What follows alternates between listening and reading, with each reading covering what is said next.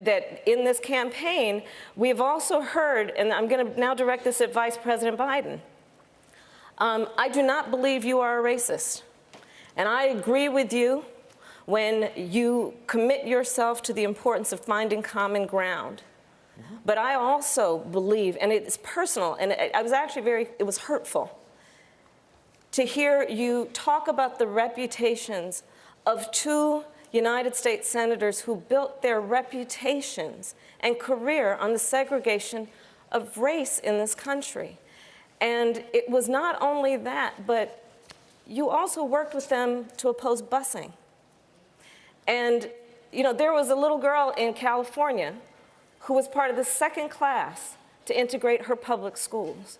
And she was bused to school every day. And that little girl was me. So I will tell you that on this subject, it cannot be an intellectual debate among Democrats. We have to take it seriously. We have to act swiftly. As Attorney General of California, I was very proud to put in place a requirement that all my special agents would wear body cameras and keep those cameras on. Senator Harris, thanks. It's a mischaracterization of my position across the board. I did not praise racist. That is not true. Number one. Number two, if we want to have this campaign litigated on who supports civil rights and whether I did or not, I'm happy to do that. I was a public defender. I didn't become a prosecutor. I came out and I left a good law firm to become a public defender when in fact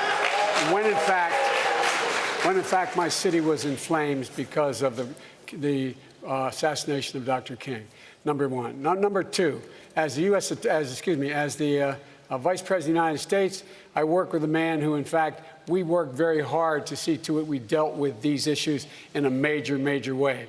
The fact is that in terms of busing, you would have been able to go to school the same exact way because it was a local decision made by your city council. That's fine. That's one of the things I argued for, that we should be breaking down these lines. But so the bottom line here is, look, everything I've done in my career, I ran because of civil rights. I continue to think we have to make fundamental changes in civil rights. And those civil rights, by the way, include not just only African Americans, but the LGBT community. But Vice President Biden, do you agree today that you were wrong to oppose busing in America then? No, do you agree? I did not oppose busing in America. What I opposed is busing ordered by the Department of Education.